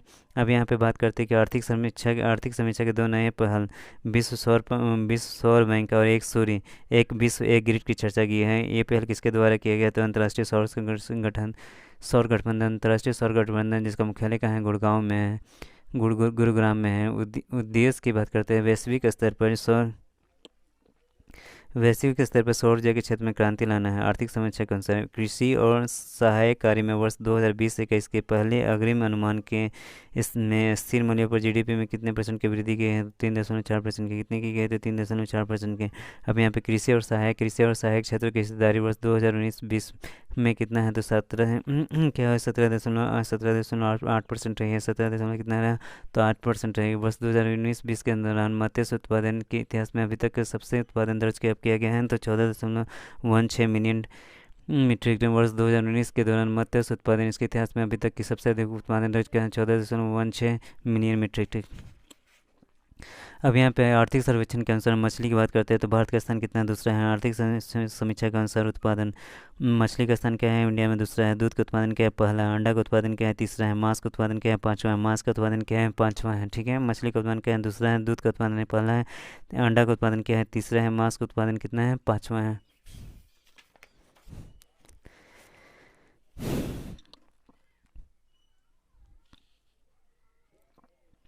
अब आर्थिक इकोनॉमिक समय में क्या गया कि इस समीक्षा के अनुसार भारत में जन्म के समय जीवन प्रत्याशा कितने वर्ष की गई है? तो 69.7 वर्ष। इस समीक्षा के अनुसार भारत में जन्म के समय जीवन प्रत्याशा कितने की हुई है? तो 69.7 वर्ष। 69.7 में। मनरेगा के अंतर्गत मजदूरी 20 रुपये बढ़ाकर 1 अप्रैल 2020 से कितनी कर दी गई है? तो 202 रुपये। मनरेगा के अंतर्गत मजदूरी 20 रुपये बढ़ाकर 1 अप्रैल 2020 से कितनी कर दी गई? तो 2002 रुपये। आर्थिक समीक्षा 2020-21 के अनुसार 2018-19 में बेरोजगारी दर कितना रहा? तो 5.8%। आर्थिक समीक्षा 2020-21 के अनुसार 2018-19 में बेरोजगारी दर कितना रहा? तो 5.8%। इस समीक्षा के अनुसार डिफेंस मैन्युफैक्चरिंग में एफडीआई की सीमा 49% से बढ़ाकर कितने परसेंट कर दी गई? तो 74%। इस समीक्षा के अनुसार डिफेंस मैन्युफैक्चरिंग में एफडीआई की सीमा 49% से बढ़ाकर कितनी कर दी गई? तो 74%। आर्थिक समीक्षा 2020-21 में चर्चा रहा है M3 क्या? आर्थिक समीक्षा 2020-21 में चर्चा में रहा है M3 क्या है? तो पहला क्या है? M1 और M2 को क्या कहा जाता है? Narrow money. M1 और M2 को क्या कहा जाता है? Narrow money. M3 और M4 को क्या कहा जाता है? Broad money. M1 और M2 को क्या कहा जाता है? Narrow money. M1 और M2 को क्या कहा जाता है? Narrow money. M3 और M4 को क्या कहा जाता है? Broad money. सबसे ज़्यादा लिक्विडिटी किसकी होती है? तो M1 की होती है। सबसे ज़्यादा लिक्विडिटी किसकी होती है? तो M1 की होती है। M1 और M2 कहता है नैरो मनी। M3 और M4 कहता है ब्रॉड मनी। सबसे ज़्यादा लिक्विडिटी किसकी होती है? तो M1 की होती है। अभी भारत सरकार ने 1955 के आवश्यक वस्तु अधिनियम में संशोधन करके आवश्यक वस्तु अधिनियम 2020 लाए हैं। भारत सरकार ने 1955 के आवश्यक वस्तु अधिनियम में संशोधन करके आवश्यक वस्तु अधिनियम 2020 लाए हैं। अभी हम सतत विकास लक्ष्य की बात करते हैं तो 2030 को पूरा करने के लिए संयुक्त राष्ट्र कितने गोल और टारगेट पर काम कर रहा है? तो 17 गोल हैं, 169 टारगेट हैं। 2030 को पूरा करने के लिए संयुक्त राष्ट्र कितने गोल और टारगेट पर काम कर रहा है? 17 गोल और 169 टारगेट। आर्थिक सर्वेक्षण के अनुसार भारत ने सतत विकास लक्ष्य और जलवायु परिवर्तन को ध्यान रखते हुए NDC नेशनली डिटरमाइंड कंट्रीब्यूशन में वर्ष 2030 के लिए क्या लक्ष्य निर्धारित किए हैं? तो वर्ष 2030 तक गैर स्वास्थ्य ईंधन स्रोतों से 40% संचयी विद्युत शक्ति को स्थापित करना है। वर्ष 2030 तक गैर जीवाश्म ईंधन स्रोतों से 40% संचयी विद्युत शक्ति स्थापित करना है। यहाँ पे 2030 तक 2.5 से 3 बिलियन टन कार्बन डाइऑक्साइड के बराबर अतिरिक्त कार्बन सिंक निर्मित करना है। वन एवं क्षेत्र को बढ़ावा देना है। तो ठीक है, 2030 तक 2.5 से 3 बिलियन टन कार्बन डाइऑक्साइड के बराबर अतिरिक्त कार्बन सिंक निर्मित करने के लिए वन एवं वृक्ष क्षेत्र को बढ़ावा देना है। अब यहाँ क्या है? 2030 तक जीडीपी में उत्सर्जन की मात्रा को वर्ष 2023 के स्तर से 23 से 35% कम करने का। तो यहाँ पे 2030 तक अपने जीडीपी में उत्सर्जन की मात्रा को वर्ष 2003 के स्तर से 23 से 35% कम कर सकें। आर्थिक सर्वेक्षण 2020-21 के अनुसार द फ्यूचर बी वांट किस सम्मेलन से आया? तो Rio+20। आर्थिक सर्वेक्षण 2020-21 के अनुसार द फ्यूचर बी वांट किस सम्मेलन से आया? तो Rio+20। Rio+20 की बात करते हैं तो Rio+20 जो 2012 में ब्राज़ील में आया। Rio+20 जो 2012 में ब्राज़ील में हुआ था, यह किससे संबंधित है? सतत विकास से। Rio+20 जो 2012 में ब्राज़ील में हुआ था, किससे संबंधित है? सतत विकास से। इस सर्वेक्षण के अनुसार कितने करोड़ रुपए की एक कृषि अवसंरचना निधि की घोषणा मई 2020 में सरकार ने की थी? तो 1 लाख करोड़ की। इस सर्वेक्षण के अनुसार कितने करोड़ रुपए की एक एक कृषि अवसंरचना निधि की घोषणा मई 2020 में सरकार ने की थी, 1 लाख करोड़ की। ये योजना बात करते हैं, ये योजना क्या है, वर्ष 2020 से कैसे लेकर वर्ष 2029 तक 29-30 तक जारी रहेगी। आर्थिक सर्वेक्षण 2020-21 के अनुसार पेट्रोल में एथेनॉल को 10% मिश्रित करने का लक्ष्य है 2020-22 तक। पेट्रोल में एथेनॉल को 10% मिश्रित करने का लक्ष्य है 2022 तक। पेट्रोल में एथेनॉल को 20% मिश्रित करने का लक्ष्य है 2025 तक। आर्थिक सर्वेक्षण 2020-21 में पीएलआई योजना की चर्चा की। आर्थिक सर्वेक्षण 2020-21 में पीएलआई योजना की चर्चा की है। इसे कितने सेक्टर में लागू करने की अनुमति मिली है, तो 10 सेक्टर में। पीएलआई की बात करते हैं, प्रोडक्शन लिंक इंसेंटिव। पीएलआई की बात करते हैं तो production link incentive, production link. नवंबर 2020 में भारत सरकार ने योजनाओं को स्वीकृति दी थी। नई आर्थिक समीक्षा के अनुसार 8 कोर उद्योग, 8 जो कोर सेक्टर होते हैं, 8 कोर सेक्टर होते हैं, जैसे कोयला हुआ, कोयला हो गया, कच्चा तेल हुआ, प्राकृतिक गैस हुआ, रिफाइनरी प्रोडक्ट हुआ, उर्वरक हुआ, इस्पात, सीमेंट हुआ, बिजली को औद्योगिक उत्पादन में कितना परसेंट मिला, तो 40.27%, 40.27%। नई आर्थिक समीक्षा के अनुसार 8 कोर उद्योग, कोयला, कच्चा तेल, प्राकृतिक गैस, रिफाइनरी प्रोडक्ट, उर्वरक, इस्पात, सीमेंट और बिजली के औद्योगिक उत्पादन में कितना परसेंट मिला, 40.2%। जिसमें सबसे ज़्यादा वेटेज क्या है, रिफाइनरी उत्पाद का है। किसका है वेटेज, तो रिफाइनरी उत्पाद का है, ठीक है। सबसे कम उत्पादन, सबसे कम वेटेज किसका है, उर्वरक का है। सबसे कम वेटेज क्या है, उर्वरक का है। जिसमें सबसे ज़्यादा वेटेज क्या है, रिफाइनरी प्रोडक्ट का। सबसे ज़्यादा वेटेज क्या है, रिफाइनरी प्रोडक्ट का है। सबसे कम वेटेज क्या है, उर्वरक का है। सबसे कम वेटेज क्या है, उर्वरक का है। अब यहाँ पे बात करते हैं कि नई आर्थिक समीक्षा के अनुसार किस सेक्टर के लिए चैंपियन ऑनलाइन प्लेटफॉर्म। हेलो दोस्तों, पीसीएस की पाठशाला में आज पढ़ेंगे नई आर्थिक समीक्षा के अनुसार किस सेक्टर के लिए चैंपियंस ऑनलाइन प्लेटफॉर्म की शुरुआत की गई है। नए आर्थिक समीक्षा के अनुसार किस सेक्टर के लिए चैंपियंस ऑनलाइन प्लेटफॉर्म की शुरुआत 2020 में की गई थी। एमएसएमई उद्देश्य की बात करते हैं तो उत्पादन और राष्ट्रीय क्षमता बढ़ाने के लिए आधुनिक प्रक्रियाओं को निर्माण और सामंजस्यपूर्ण अनुप्रयोग। उत्पादन और राष्ट्रीय क्षमता बढ़ाने के लिए, उत्पादन और राष्ट्रीय क्षमता बढ़ाने के लिए आधुनिक प्रक्रियाओं को निर्माण और सामंजस्यपूर्ण अनुप्रयोग के लिए, ठीक है। अब यहाँ बात है कि आर्थिक सर्वेक्षण 2020-21 के अनुसार, आर्थिक सर्वेक्षण 2020-21 के अनुसार अभी विभिन्न क्षेत्रों की बात करते हैं तो विभिन्न क्षेत्रों में कपड़ा और वस्त्र उत्पादों के निर्यात में, कपड़ा और वस्त्र उत्पादों के निर्यात में पहला क्या, भारत का स्थान क्या है, छठा है। भारत का स्थान क्या है, छठा है। पहला क्या है, चीन, दूसरा जर्मनी। पहला क्या है, चीन, दूसरा है जर्मनी। कपड़ा और वस्त्र उत्पादों के निर्यात में छठा के भारत का स्थान क्या है, छठा। पहला क्या है, चीन, दूसरा जर्मनी। रोड नेटवर्क की लंबाई करते हैं, रोड नेटवर्क की लंबाई में भारत का स्थान क्या है, दूसरा। भारत का स्थान क्या है, दूसरा। पहला क्या है, अमेरिका का। भारत का स्थान है दूसरा। पहला क्या है, अमेरिका। कच्चे इस्पात के उत्पादन में भारत का स्थान क्या है, दूसरा। कच्चे इस्पात के उत्पादन में भारत का स्थान क्या है, दूसरा। अब यहाँ पे भारतीय रेल की बात करते हैं तो भारतीय रेल कितना है, 67.580 किलोमीटर रूट के साथ विश्व का तीसरा सबसे बड़ा नेटवर्क बनेगा। भारतीय रेल 67.580 किलोमीटर रूट के साथ विश्व का तीसरा सबसे बड़ा नेटवर्क बनेगा। आर्थिक सर्वेक्षण 2020-21 के अनुसार तो यहाँ भारतीय रेल 67.580 किलोमीटर रूट के साथ विश्व का तीसरा सबसे बड़ा नेटवर्क बनेगा। तो अब यहाँ पे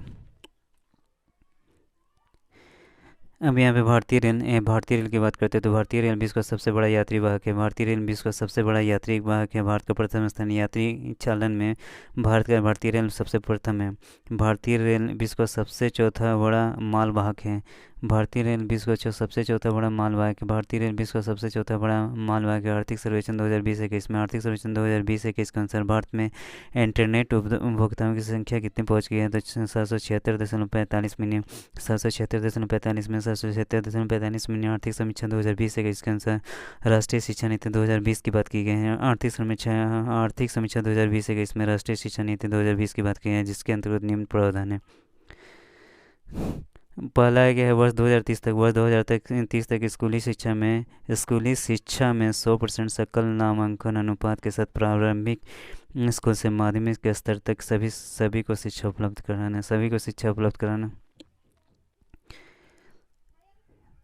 ओपन स्कूल प्रणाली के तहत 2 करोड़ बच्चों को मुख्यधारा में वापस लाने का लक्ष्य है। भला ओपन स्कूल प्रणाली में के तहत 2 करोड़ बच्चों को मुख्यधारा में वापस लाने के लक्ष्य वर्तमान में 10+ की प्रणाली के स्थान पर, वर्तमान में जो 10+2 की प्रणाली के स्थान पर 5+3+3+4 पद्धति लाई जाएगी। वर्तमान में 10+2 की प्रणाली के स्थान पर 5+3+3+4 की पद्धति लाई जाएगी। व्यावसायिक शिक्षा की बात करते हैं तो व्यावसायिक शिक्षा कक्षा 6 से प्रारंभ की जाएगी। व्यावसायिक शिक्षा कक्षा 6 से प्रारंभ की जाएगी। साथ में इंटर्नशिप भी कराई जाएगी। कम से कम कम से कम क्या होता है, कक्षा 5 तक मातृभाषा, कम से कम कक्षा 5 तक मातृभाषा और क्षेत्रीय भाषा में शिक्षा दी जाएगी, शिक्षा दी जाएगी, कम से कम कक्षा 5 तक मातृभाषा और क्षेत्रीय भाषा में से शिक्षा दी जाएगी। टीचिंग के लिए कम से कम 4 साल की बीएड की इंटीग्रेटेड डिग्री अनिवार्य कर दी जाएगी। वर्ष 2030 तक टीचिंग के लिए कम से कम 4 साल की बीएड इंटीग्रेटेड डिग्री, जिसमें आपको मतलब ग्रेजुएशन की डिग्री भी मिलेगी और बीएड की डिग्री में इसको इंटीग्रेट अनिवार्य कर दी जाएगी। नो वन इन आउट के सिद्धांत पर सरकार ने कौन सी योजना चलाई है? तो जल जीवन। नो वन इन आउट के सिद्धांत पर सरकार ने कौन सी योजना चलाई है? तो